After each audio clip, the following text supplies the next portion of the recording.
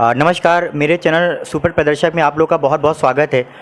जैसा कि मेरी एक शिक्षा व्यवस्था को लेकर के एक मुहिम चल रही थी लोगों को जागृत करने की उत्तर प्रदेश के अंदर, तो आज मैं मोहनलालगंज तहसील के निकट लखनऊ में काशीश्वर इंटर कॉलेज में हूँ, जहाँ के प्रधानाचार्य मिस्टर अनिल शर्मा जी मेरे साथ मौजूद हैं। तो सर, मैं बहुत ज़्यादा समय ना लेते हुए मैं सर से आग्रह करूँगा विद्यालय के बारे में थोड़ा सा संक्षेप में मुझे बताएँ, और उसके बाद में सर से मैं सवाल जवाब करता हूँ। सर, मुझे पहले आप विद्यालय के बारे में थोड़ा संक्षेप में बताएँ।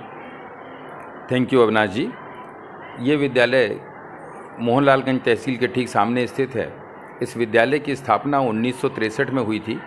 मात्र 5 विद्यार्थियों से हमारे founder principal Shri G P. Chaturvedi ji ने कुछ अध्यापकों के सहयोग से इसकी स्थापना की थी और निरंतर विद्यालय के शिक्षकों, प्रबंध तंत्र के सहयोग से आज हम इस अपनी प्रगति यात्रा को आगे बढ़ाते हुए लगभग 2300 छात्र छात्राओं को शिक्षण प्रदान कर रहे हैं। यह क्षेत्र पिछड़ा हुआ क्षेत्र है और इसमें ज़्यादातर पिछड़े वर्ग के लोग हैं जिनकी आर्थिक स्थिति बहुत अच्छी नहीं है। ऐसे में संस्था का महत्व और भी बढ़ जाता है। विद्यालय में 2300 छात्र छात्राओं में अधिसंख्य छात्राएं हैं और क्षेत्र की जनता अपनी छात्राओं को सुरक्षा की दृष्टि से भी हमारे विद्यालय में शिक्षण हेतु भेजना पसंद करती है। आज हमारे पास लगभग 60 से 65% छात्राएं अध्ययनरत हैं। हमारे विद्यालय में विज्ञान, कला तथा व्यावसायिक वर्ग का शिक्षण होता है। विज्ञान वर्ग में हमारे यहाँ सारे विषय हैं। हिंदी, आपका गणित है, केमिस्ट्री है, फिजिक्स है, बायोलॉजी है। कला वर्ग में भी है और व्यावसायिक वर्ग में बच्चों को स्वावलंबन की दृष्टि से फल एवं खाद्य संरक्षण तथा हिंदी व अंग्रेजी टाइप का प्रशिक्षण दिया जाता है। बहुत से बच्चे यहाँ से प्रशिक्षण ले करके विभिन्न विभागों में कार्यरत हैं।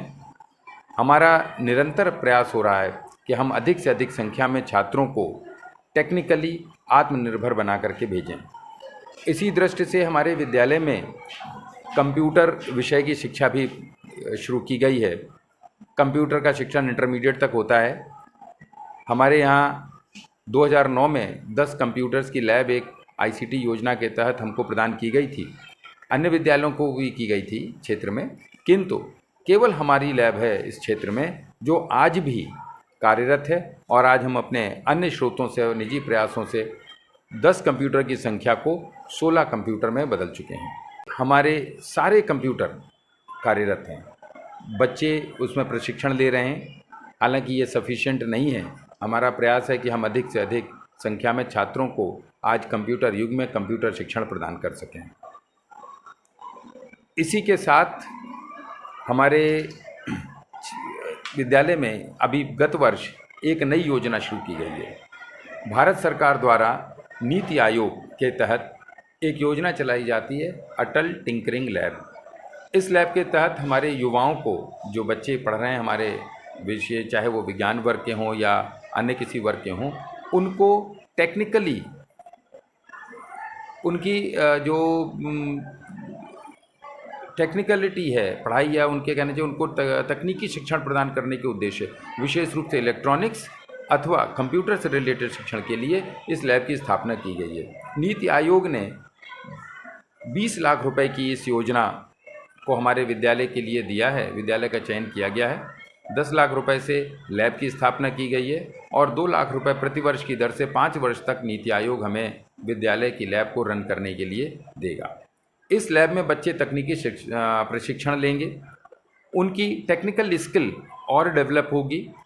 उनकी जो आज के युग में कंप्यूटर से रिलेटेड सोच है या उनका जो अध्ययन का क्षेत्र है वो बढ़ेगा, व्यापक होगा। बहुत अच्छा है। और ये भी बता दूं आपको कि लखनऊ जनपद में किसी भी सहायता प्राप्त विद्यालय में ये हमारा विद्यालय प्रथम विद्यालय है जिसका चयन इस अटल टिंकरिंग लैब के लिए किया गया है। तो मेरा और हमारे प्रबंधन का निरंतर प्रयास है कि हम इस क्षेत्र में बच्चों को अच्छी से अच्छी और आधुनिक से आधुनिक शिक्षा प्रदान करें। सर, 2300 बच्चों पे जैसे आपने बताया 2300 बच्चे हैं, शिक्षकों की संख्या कितनी है आपके यहाँ पे? शिक्षक हमारे यहाँ वर्तमान में 17 शिक्षक कार्यरत हैं, मुझे मिला करके। बिल्कुल। तो इतने बड़ी संख्या में इतने कम शिक्षक कैसे मैनेज करते हैं आप? देखिए हमारे पास व्यावसायिक शिक्षण के अंतर्गत भी 4 शिक्षक मिले हुए हैं, हम उनसे भी कुछ सहयोग लेते हैं। कुछ शिक्षक हम लोगों ने, हमारे प्रबंध तंत्र ने अपने स्रोतों से हमको प्रोवाइड कर रखे हैं, 4-5 शिक्षक, उनसे भी हम मदद लेते हैं। और हमारे जो 17 शिक्षक हैं मुझे मिला करके, वो भी अपना अधिक समय देते हैं। नॉर्मली हमारे जो 6 पीरियड होते हैं एलटी ग्रेड में, प्रवक्ता में हमें 5 पीरियड पढ़ाने होते हैं, तो हमारे प्रवक्ता जो इंटरमीडिएट में पढ़ा रहे हैं टीचर, हालांकि 2 ही पद हैं प्रवक्ता के, वो भी 6-6 पीरियड पढ़ा करके सहयोग कर रहे हैं, यानी वो जो उनको अलॉटेड वर्क है उससे ज़्यादा काम करते हैं। आपको नहीं लगता शिक्षकों पे अति भार हो रहा है? निश्चित रूप से, लेकिन बच्चों को शिक्षा देने के लिए, जन कल्याण के लिए शिक्षक ये अतिरिक्त भार उठाते हैं। सर, आपसे एक चीज़ मैं और पूछना चाहूँगा। लखनऊ में शिक्षक धरने पे बैठा हुआ है, और जिन विद्यालयों में मैं जा रहा हूँ, जहाँ तक अभी मैंने कवर किए हैं, शिक्षकों का अभाव देखने को मिल रहा है। तो ये दुविधा की स्थिति में आपकी व्यक्तिगत टिप्पणी क्या है? मैं तो कंफ्यूज हूँ सर। नहीं, देखिए 2 तरह की चीज़ें हैं। कुछ विद्यालय तो ऐसे हैं जहाँ पे शिक्षक बहुत कम हैं छात्र संख्या के अनुपात में।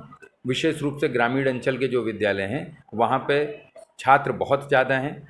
हमारे क्षेत्र में जो 3-4 विद्यालय हैं गवर्नमेंट एडेड, उनमें सब में यही स्थिति है कि छात्र ज़्यादा हैं, शिक्षक बहुत कम हैं। शहरों में कुछ जगह शिक्षकों के पद हैं, लेकिन वहाँ पे शिक्षक कार्यरत भी हैं, जबकि छात्र संख्या कम है। अब ये शासन को सोचना चाहिए कि जहाँ आवश्यकता है कम से कम वहाँ पर शिक्षकों की नियुक्ति चाहे पद सृजन किया जाए, या जैसे भी करना हो उन्हें ये करें और हमें शिक्षक प्रदान करें। अब आपको एक और इसी समय जब बात उठी है तो बता दूं कि हमारे इंटरमीडिएट में 6 विषय प्रारंभ में मान्यता दी गई थी कला वर्ग में। 6 विषय के अगेंस्ट केवल 2 प्रवक्ता के पद हैं, यानी प्रारंभ से, जब से 1980 में हमको मान्यता मिली है, हम मात्र 2 प्रवक्ताओं के सहारे हम इंटरमीडिएट तक 6 विषयों में शिक्षण प्रदान कर रहे थे। तो इसको आपने सरकार को किसी प्रकार का लिखित में ज्ञापन दिया? को कई बार लिखित दिया हमने। इस संबंध में माननीय उच्च न्यायालय में भी रिट की हमने, निदेशक माध्यमिक शिक्षा को भी लिख करके दिया, लेकिन अभी तक कोई भी कार्रवाई नहीं है और हमें शिक्षक नहीं प्राप्त हुए। तो मतलब एक हिसाब से ज्ञापन के नाम पे आपको आश्वासन दिया जा रहा है? नहीं, आश्वासन भी नहीं दिया जा रहा, ये भी नहीं कहा जा रहा हम देंगे।